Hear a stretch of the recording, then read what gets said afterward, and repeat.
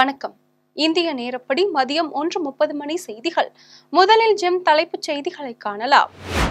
முத்தமிழ் அறிஞர் கலைஞர் நூற்றாண்டு கருத்தரங்கம் நாளை தொடங்கி வைக்கிறார் முதலமைச்சர் மு.க. ஸ்டாலின். இமாச்சல பிரதேசத்தில் மேக வெடிப்பால் பெய்த கனமழை, 20 தொழிலாளர்கள் வெள்ளத்தில் அடித்து செல்லப்பட்ட நிலையில் 2 பேர் பலி. அமெரிக்காவில் ஜூலை 4 நியூயார்க் நகரின் மேயர் தேர்தல், ஜனநாயக கட்சி வேட்பாளராக இந்திய வம்சாவளி ஜோஹ்ரன் மம்தானி தேர்வு. ஜோஹ்ரன் மம்தானி மனநலம் பாதிக்கப்பட்டவர், இந்திய வம்சாவளி மேயர் வேட்பாளரை கடுமையாக சாடிய ட்ரம்ப். இனி விரிவான செய்திகளை காணலாம்.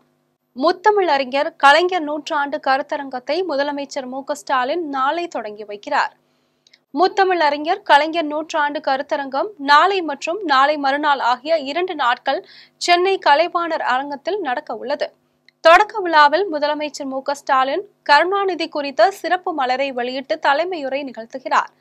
தொடக்க நிகழ்ச்சியை தொடர்ந்து கலைவாணர் அரங்கம் 3ஆம் தளத்தில் உள்ள சிற்றரங்கில் கவிதை என்கிற அமர்வு நடைபெற உள்ளது. இதேபோல் வரும் 28ஆம் தேதி 2ஆம் நாள் நிகழ்வில் நாடகம் என்கிற அமர்வு நடைபெற உள்ளது. நிறைவு விழாவில் கனிமொழி எம்பி பங்கேற்று பேசுகிறார். இமாச்சல பிரதேசத்தில் மேக வெடிப்பால் பெய்த கனமழையால் வெள்ளத்தில் சிக்கி 2 பேர் பலியாகியுள்ளனர். நாடு முழுவதும் தென்மேற்கு பருவமழை தீவிரமடைந்துள்ளது. கேரளா, மகாராஷ்டிரா மற்றும் வட மாநிலங்களில் பரவலாக மழை பெய்து வருகிறது. இந்நிலையில் இமாச்சல பிரதேசத்தில் உள்ள குலு பகுதியில் மேக வெடிப்பு ஏற்பட்டது. மேக வெடிப்பால் அங்கு கனமழை பெய்தது. இதனால் மலை ஓடைகள், ஆறுகள், காட்டாற்றில் வெள்ளம் பெருக்கெடுத்து ஓடியதால் பல வீடுகள் தண்ணீரில் அடித்து செல்லப்பட்டன. கன்யாராவல் பகுதியில் உள்ள ஓடையின் அருகே அரசு நீர்மின் திட்ட பணிகளில் ஈடுபட்டிருந்த தொழிலாளர்கள் அங்கு தற்காலிக குடில் அமைத்து தங்கியிருந்தனர். அங்கு திடீரென ஏற்பட்ட வெள்ளப்பெருக்கால் 20க்கும் மேற்பட்ட தொழிலாளர்கள் வெள்ளத்தில் அடித்து செல்லப்பட்டனர். அவர்களை தேடும் பணி நடைபெற்று வருகிறது. இதில் 2 பேர் உடல்கள் மீட்கப்பட்டுள்ளது. மேலும் வெள்ளத்தில் அடித்து செல்லப்பட்ட தொழிலாளர்களை தேடும் பணி தீவிரமாக நடந்து வருகிறது. இந்த நிலையில் பல நகரங்களில் இன்றும் கனமழை பெய்யும் என வானிலை ஆய்வு மையம் எச்சரித்துள்ளது. அமெரிக்காவின் நியூயார்க் நகர மேயர் பதவிக்கான தேர்தலில் ஜனநாயக கட்சி வேட்பாளராக இந்திய வம்சாவளி ஜோஹ்ரன் மம்தானி தேர்வு செய்யப்பட்டுள்ளார். அமெரிக்காவில் நடைபெற்ற மேயர் பதவிக்கான உள்கட்சி தேர்தலில் முன்னாள் ஆளுநர் ஆண்ட்ரூ கியோமிவை வீழ்த்தி இந்திய வம்சாவளி மம்தானி வேட்பாளராக வெற்றி பெற்றுள்ளார். இது தொடர்பாக அவர் வெளியிட்டுள்ள எக்ஸ் தள பதிவில், சாத்தியமற்றதாக இருந்த ஒன்று சாத்தியமாகியுள்ளது என தெரிவித்துள்ளார். நியூயார்க் நகரத்தில் உழைக்கும் மக்களின் வாழ்க்கை செலவை குறைப்பதே தனது முக்கிய நோக்கம் என கூறியுள்ளார். மேயராக பதவியேற்றவுடன் குடியிருப்புகளுக்கு வாடகை உயர்வை முடக்குவதாகவும் மக்களுக்கு தேவையான வீடுகளை உருவாக்குவதாகவும் உறுதியளித்துள்ளார். பெருநிறுவனங்களின் வரி விகிதத்தை உயர்த்துவதன் மூலம் இத்திட்டத்திற்கான நிதியை திரட்ட உள்ளதாகவும் தெரிவித்துள்ளார். அமெரிக்காவில் மேயர் பதவிக்கான தேர்தலில் வேட்பாளராக தேர்ந்தெடுக்கப்பட்ட ஜோஹ்ரன் மம்தானியை மனநலம் பாதிக்கப்பட்டவர் என ட்ரம்ப் விமர்சித்துள்ளார். அமெரிக்காவின் நியூயார்க் நகர மேயர் பதவிக்கான தேர்தலில் இந்திய வம்சாவளியை சேர்ந்த ஜோஹ்ரன் மம்தானி ஜனநாயக கட்சி சார்பாக வேட்பாளராக தேர்ந்தெடுக்கப்பட்டுள்ளார். நியூயார்க் நகர மேயர் தேர்தல் நவம்பர் 4ஆம் தேதி நடைபெற உள்ள நிலையில் ஜனநாயக கட்சி வேட்பாளரை தேர்ந்தெடுக்கும் உள்கட்சி தேர்தல் நேற்று முன்தினம் நடைபெற்றது. இதில் இந்திய வம்சாவளி எழுத்தாளர் மஹ்மூத் மம்தானி வெற்றி பெற்றார். இந்த நிலையில் ஜோஹ்ரன் மம்தானியை மனநலம் பாதிக்கப்பட்டவர் என்று அமெரிக்க அதிபர் ட்ரம்ப் கடுமையாக விமர்சித்துள்ளார். ஜனநாயக கட்சியினர் எல்லை தாண்டி வந்துவிட்டதாக குறிப்பிட்டு இடதுசாரிகள் வென்றிருப்பது ஆபத்தானது என கூறியுள்ளார். இந்திய வம்சாவளியான அவர் மேயராக பதவியேற்றவுடன் குடியிருப்புகளுக்கு வாடகை உயர்வை முடக்குவதாகவும் மக்களுக்கு தேவையான வீடுகளை உருவாக்குவதாகவும் உறுதியளித்துள்ளார். ஆள்கடத்தல் வழக்கில் பூவை ஜெகன்மூர்த்தியின் முன்ஜாமீன் மனு மீதான விசாரணை நாளை ஒத்திவைத்து உத்தரவிடப்பட்டுள்ளது. ஆள்கடத்தல் வழக்கில் போலீசார் தன்னை கைது செய்வார்கள் என்ற அச்சத்தில் ஜெகன்மூர்த்தி சென்னை ஹைகோர்ட்டில் முன் ஜாமீனுக்காக மனு தாக்கல் செய்தார். இதனையடுத்து இந்த மனுவை அவசர வழக்காக விசாரிக்க வேண்டும் என தலைமை நீதிபதியிடம் அனுமதி கோரப்பட்டது. இந்த நிலையில் சென்னை ஹைகோர்ட்டில் முன்ஜாமீன் கோரி பூவை ஜெகன்மூர்த்தி தாக்கல் செய்த மனு மீது இன்று விசாரணை நடைபெற்றது. இந்நிலையில் ஆள்கடத்தல் வழக்கில் பூவை ஜெகன்மூர்த்தியின் முன்ஜாமீன் மனு மீதான விசாரணை நாளை ஒத்திவைத்து உத்தரவிடப்பட்டுள்ளது. காவல்துறை தரப்பில் அவகாசம் கோரப்பட்டதை அடுத்து நீதிபதி இந்த உத்தரவை பிறப்பித்தார்.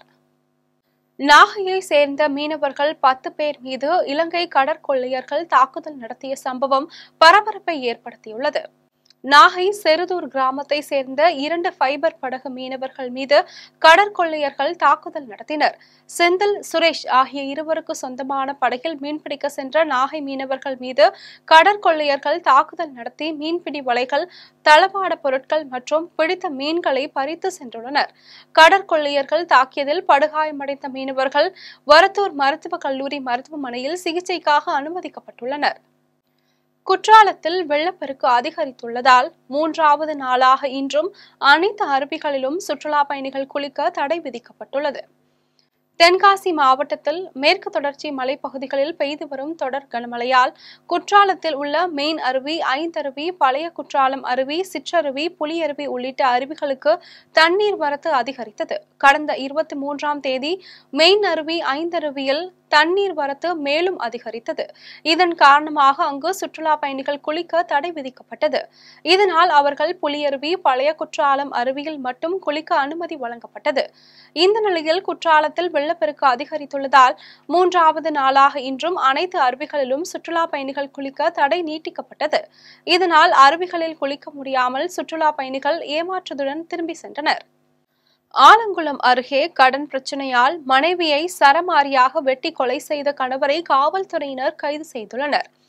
தென்காசி மாவட்டம் ஆலங்குளம் அருகே ராமநாதபுரம் மேலக்காட்டூர் பகுதியைச் சேர்ந்த முருகப்பெருமாள் என்பவர் தனது மனைவி மற்றும் 2 மகன்களுடன் வசித்து வருகிறார்.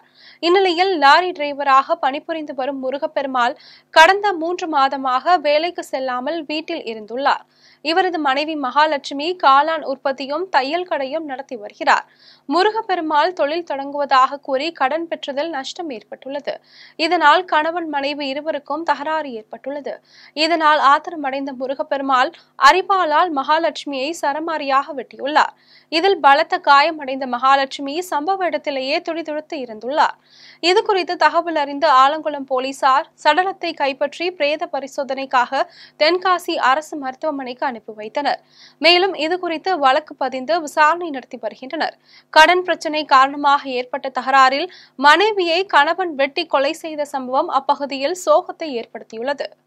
ஒகேனக்கல் காவிரி ஆற்றில் நீர்வரத்து 24,000 கன அடியாக உயர்ந்துள்ளதால் ஆற்றில் குளிக்கவும் பரிசல் இயக்கவும் தடை விதிக்கப்பட்டுள்ளது. கர்நாடகா காவிரி நீர்பிடிப்பு பகுதியில் தொடர்ந்து மழை பெய்து வருவதன் காரணமாக கபினி மற்றும் KRS அணைகளுக்கு நீர்வரத்து அதிகரித்துள்ளது. இதனால் இரு அணைகளும் அதனுடைய முழு கொள்ளளவை எட்டி உள்ள நிலையில் உபரி நீர் 60,000 கன அடி திறந்துவிடப்பட்டுள்ளது. இதனால் இந்த நீர்வரத்து தமிழக எல்லை பகுதியான பிலிகுண்டுலுவிற்கு வர தொடங்கியதை அடுத்து நேற்று மாலை 16,000 கன அடியாக இருந்த நீர்வரத்து இன்று படிப்படியாக உயர்ந்து 24,000 கன அடியாக உயர்ந்துள்ளது.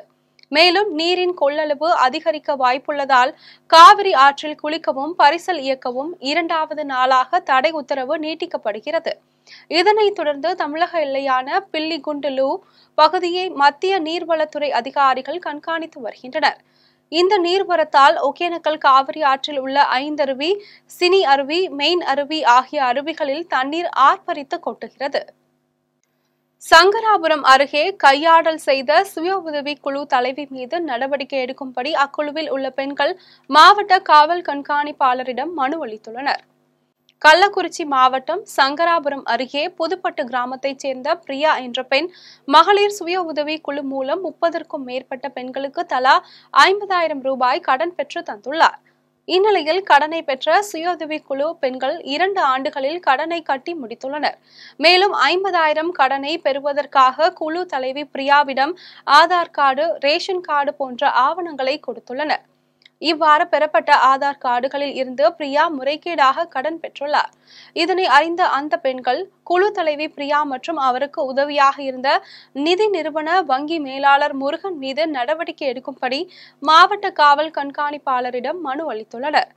மகளிர் குழு என்ற பெயரில் குழு தலைவியை கையாடல் செய்த சம்பவம் அப்பகுதியில் சோகத்தை ஏற்படுத்தியுள்ளது. திருவெற்றியூர் அருகே குளிர்சாதன பெட்டியை சரி செய்யும் பணியில் ஈடுபட்ட இளைஞர் ஒருவர் எதிர்பாராத விதமாக கீழே விழுந்ததில் பரிதாபமாக உயிரிழந்தார். சென்னை திருவெற்றியூர் அருகே உள்ள அரசு உதவி பெறும் பள்ளியில் உள்ள குளிர்சாதன பெட்டி பழுதடைந்துள்ளது.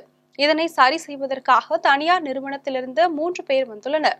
இதில் 17 வயது சிறுவனான விக்னேஷ் என்ற இளைஞர் குளிர்சாதன பெட்டியை சரி செய்யும் பணியில் ஈடுபட்டுள்ளார். அப்போது நிலை தடுமாறி கீழே விழுந்ததில் விக்னேஷுக்கு பலத்த காயம் ஏற்பட்டுள்ளது. இதையடுத்து பள்ளி நிர்வாகம் ஆட்டோ மூலம் மருத்துவமனைக்கு அனுப்பி வைத்துள்ளனர். இருப்பினும் மருத்துவமனைக்கு கொண்டு செல்லும் நிலையில் விக்னேஷ் பரிதாபமாக உயிரிழந்தார். ITI படித்து வந்த அவர் குடும்ப சூழல் காரணமாக வேலைக்கு வந்தது விசாரணையில் தெரிய வந்தது. இச்சம்பவம் அப்பகுதியில் பெரும் சோகத்தை ஏற்படுத்தியுள்ளது.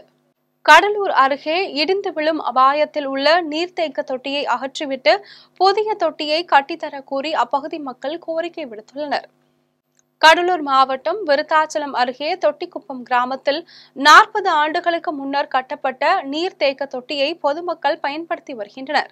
இந்நிலையில் இந்த நீர்த்தேக்க தொட்டி மிகவும் பழுதாகி கட்டுமான கம்பிகள் பெயர்ந்து இடிந்து விழும் அபாயகரமான நிலையில் உள்ளது. இதனால் அவ்வழியாக செல்லும் குழந்தைகள், முதியவர்கள் அச்சமடைந்துள்ளனர். மேலும் நீர்த்தேக்க தொட்டி அருகில் உள்ள பள்ளியில் 50க்கும் மேற்பட்ட குழந்தைகள் படித்து வருவதால் அசம்பாவிதங்கள் ஏதும் ஏற்படும் முன்னர் நடவடிக்கை எடுக்கும்படி அப்பகுதி மக்கள் அறிவுறுத்தியுள்ளனர். மேலும் புதிய நீர்த்தேக்க தொட்டி கட்டித்தரக் கோரி அரசிடம் கோரிக்கை விடுத்துள்ளனர். சேலம் அருகே அனுமதியின்றி பட்டாசு உற்பத்தி செய்த பள்ளி தலைமை ஆசிரியர் உட்பட 2 போலீசார் கைது செய்து விசாரணை நடத்தி வருகின்றனர். சேலம் மாவட்டம் கெங்கவல்லி அருகே தம்மம்பட்டி உடையார்பாளையம் பகுதியில் வீட்டில் பட்டாசு தயாரிப்பதாக போலீசாருக்கு ரகசிய தகவல் கிடைத்தது. இதன் அடிப்படையில் காவல்துறையினர் அப்பகுதியில் தீவிர கண்காணிப்பு பணியில் ஈடுபட்டனர். அப்போது ஓய்வு பெற்ற பள்ளி தலைமை ஆசிரியர் லூர்துசாமி வீட்டில் அனுமதியின்றி வெளிப்பொருட்களை வாங்கி வந்து பட்டாசு தயாரித்தது தெரிய வந்தது. மேலும் பட்டாசு சுற்றும் தொழில் செய்து வரும் புஷ்பா என்ற பெண்ணும் அனுமதி இல்லாமல் பட்டாசை தயார் செய்து வந்துள்ளார். இதையடுத்து வீட்டில் இருந்த 15,000 மதிப்புள்ள பட்டாசு மூலப்பொருட்களை போலீசார் பறிமுதல் செய்தனர். மற்றும் தயார் செய்யப்பட்ட பட்டாசுகள் உள்ளிட்டவைகளை பறிமுதல் செய்து லூர்துசாமி, புஷ்பா ஆகிய 2 மீதும் வழக்கு பதிவு செய்து விசாரணை மேற்கொண்டு வருகின்றனர். அறந்தாங்கி அருகே ஆத்மநாத சுவாமி திருக்கோவில் ஆனி திருமஞ்சன திருவிழா வெகு விமரிசையாக நடைபெற்றது. புதுக்கோட்டை மாவட்டம் அறந்தாங்கி அருகே ஆவுடையார் கோவில் ஆத்மநாத சுவாமி திருக்கோவிலில் கடந்த 21ஆம் தேதி ஆனி திருமஞ்சன திருவிழா தொடங்கியது. விழாவின் 5ஆம் நாளில் ராஜ அலங்காரத்தில் தியாகராஜ மண்டபத்தில் எழுந்தருளி மாணிக்க வாசகருக்கு சிறப்பு அபிஷேக ஆராதனை செய்யப்பட்டது. பின்னர் பெரிய வெள்ளி பல்லக்கில் அலங்கரிக்கப்பட்டு 4 மாட வீதிகளில் வீதி உலா நடைபெற்றது. இதில் திரளான பக்தர்கள் கலந்து கொண்டு சுவாமி தரிசனம் செய்தனர். மேல்மலையனூர் அங்காளம்மன் திருக்கோவிலில் ஊஞ்சல் உற்சவம் வெகு விமரிசையாக நடைபெற்றது. விழுப்புரம் மாவட்டம் மேல்மலையனூர் அங்காளம்மன் திருக்கோவிலில் ஆனி மாத அமாவாசையை ஒட்டி அதிகாலை நடை திறக்கப்பட்டு ஊஞ்சல் மற்றும் உற்சவர் அங்காளம்மனுக்கு சிறப்பு அபிஷேகம் மற்றும் அலங்காரம் செய்யப்பட்டு ஆராதனை நடைபெற்றன. உற்சவர் அங்காளம்மன் ராஜ்ய பிரத்யானி அலங்காரத்தில் பக்தர்களுக்கு அருள்பாலித்தார். இதனைத் தொடர்ந்து பூசாரிகள் உற்சவர் அங்காளம்மனை தோளில் சுமந்து வந்து ஊஞ்சல் மண்டபத்தில் அமர வைத்து தாலாட்டு பாடல்களை பாடினர். இதில் கலந்து கொண்ட ஆயிரக்கணக்கான பக்தர்கள் கையில் தீபம் ஏந்தி அம்மனை வழிபட்டனர். இனி வருவது உலக செய்திகள்.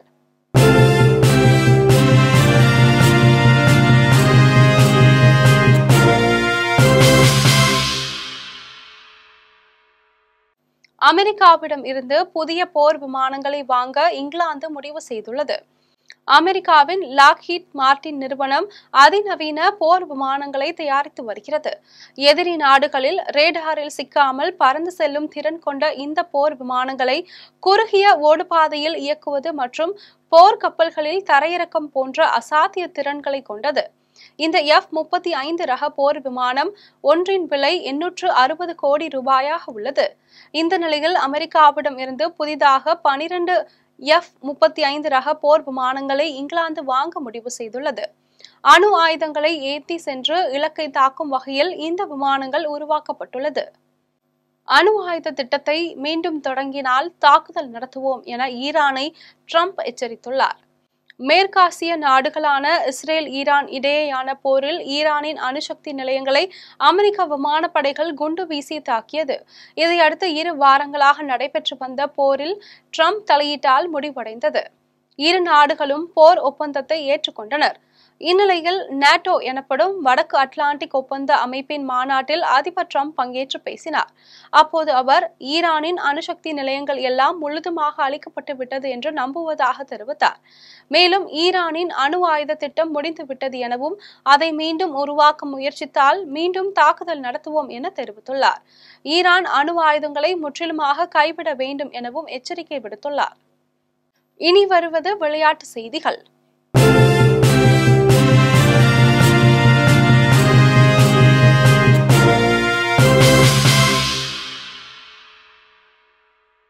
TNPL கிரிக்கெட் தொடரில் நெல்லை ராயல் கிங்ஸ், திண்டுக்கல் டிராகன்ஸ் அணிகள் மோதுகின்றன. 9வது TNPL தொடர் விறுவிறுப்பான கட்டத்தை எட்டியுள்ளது. இதுவரை நடைபெற்று முடிந்துள்ள லீக் ஆட்டங்களின் முடிவில் சேப்பாக் சூப்பர் கில்லிஸ் அணி தோல்வியை சந்திக்காமல் அடுத்த சுற்று வாய்ப்பை உறுதி செய்துள்ளது. இந்த நிலையில் நெல்லையில் இன்று இரவு 7:15 மணிக்கு நடைபெறும் 24வது லீக் ஆட்டத்தில் நெல்லை ராயல் கிங்ஸ், திண்டுக்கல் டிராகன்ஸ் அணிகள் மோதுகின்றன. அடுத்த சுற்றுக்கு முன்னேற இரு அணிகளுக்கும் இந்த ஆட்டம் முக்கியத்துவம் வாய்ந்தது. எனவே வெற்றிக்காக இரு அணிகளும் போராடும் என்பதால் இந்த ஆட்டத்தில் பரபரப்புக்கு பஞ்சம் இருக்காது. இனி வருவது தங்கம், வெள்ளி விலை மற்றும் பங்குச்சந்தை நிலவரம்.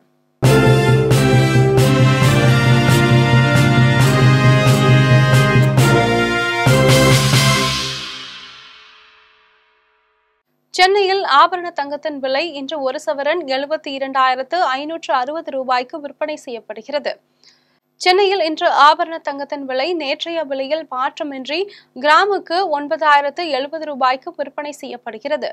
மேலும் ஒரு சவரன் 72,560 ரூபாய்க்கு விற்பனை செய்யப்படுகிறது. 24 கேரட் தூய தங்கம் ஒரு சவரன் 79,160 ரூபாய்க்கு விற்பனை செய்யப்படுகிறது. மேலும் 1 கிராம் வெள்ளி 120 ரூபாய்க்கும் 1 கிலோ வெள்ளி 1,20,000 ரூபாய்க்கும் விற்பனை செய்யப்படுகிறது. மும்பை பங்குச்சந்தை இன்று உயர்வுடன் காணப்படுகிறது. மும்பை பங்குச்சந்தை குறியீட்டு எண் சென்செக்ஸ் 257 புள்ளிகள் அதிகரித்து 83,012 புள்ளிகளில் வணிகமாகிறது. தேசிய பங்குச்சந்தை குறியீட்டு எண் நிப்டி 74 புள்ளிகள் அதிகரித்து 25,319 புள்ளிகளில் வணிகமாகிறது. மீண்டும் ஜெம் தலைப்புச் செய்திகள். முத்தமிழ் அறிஞர் கலைஞர் 100 கருத்தரங்கம் நாளை தொடங்கி வைக்கிறார் முதலமைச்சர் மு க ஸ்டாலின். இமாச்சல பிரதேசத்தில் மேக வெடிப்பால் பெய்த கனமழை, 20 தொழிலாளர்கள் வெள்ளத்தில் அடித்து செல்லப்பட்ட நிலையில் 2 பேர் பலி. அமெரிக்காவில் ஜூலை 4 நியூயார்க் நகரின் மேயர் தேர்தல், ஜனநாயக கட்சி வேட்பாளராக இந்திய வம்சாவளி ஜோஹ்ரன் மம்தானி தேர்வு. ஜோஹ்ரன் மம்தானி மனநலம் பாதிக்கப்பட்டவர், இந்திய வம்சாவளி மேயர் வேட்பாளரை கடுமையாக சாடிய ட்ரம்ப். இத்துடன் ஜெம் செய்திகள் நிறைவடைகின்றன. மீண்டும் ஜெம் செய்திகள் மாலை 6 மணிக்கு. உடனுக்குடன் செய்திகளை காண GemLive.tv என்ற இணையதளத்தில் இணைந்திருங்கள். நன்றி, வணக்கம்.